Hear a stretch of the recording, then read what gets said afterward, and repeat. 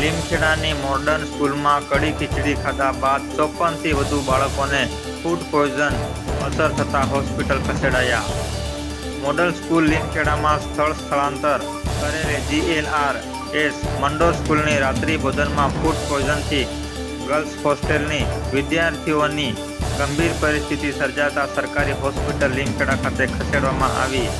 300+ વિદ્યાર્થીઓ food poison અસરથી લીમખેડા સરકારી હોસ્પિટલમાં પણ જગ્યા ઓછી પડી.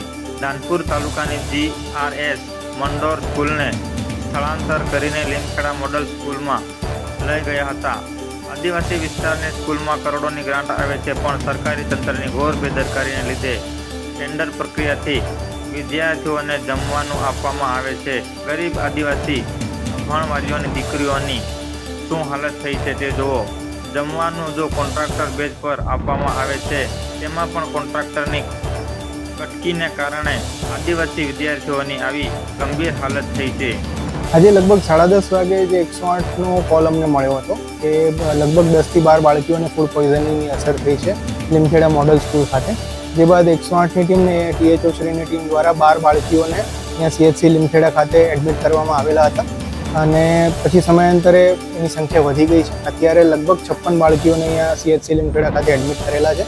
તમામની હાલત હાલ સ્ટેબલ છે. એના સિવાય 4 બાળકીઓને માઇલ્ડ સિમ્પટમ્સ છે, એટલે ત્યાં સ્કૂલ ખાતે જ અમે એક રૂમમાં એમને આઇસોલેશનમાં રાખેલા છે. ત્યાં પણ મેડિકલ ટીમ છે જ અને તમામ સ્ટુડન્ટ્સ જેટલા પણ ત્યાં અભ્યાસ કરે છે તમામનું સ્ક્રીનિંગ થઈ ગયું છે. આના સિવાય બીજા કોઈને કોઈ સિમ્પટમ્સ નથી અને તેમ છતાં અમે ત્યાં અને અહીંયા પણ દવાઓની સુવિધા અને બધું જે જરૂર હોય છે તેના માટે અમે અત્યારે પણ વિઝિટ કરી છે અને કોઈ હજી પણ એવું લાગે કે કોઈને ઇમરજન્સી છે અને રિફર કરવા પડે એમ છે તો અમે એમને ઝાયડસ માટે પણ ઝાયડસ હોસ્પિટલ દાહોદ ખાતે પણ વ્યવસ્થા કરી છે.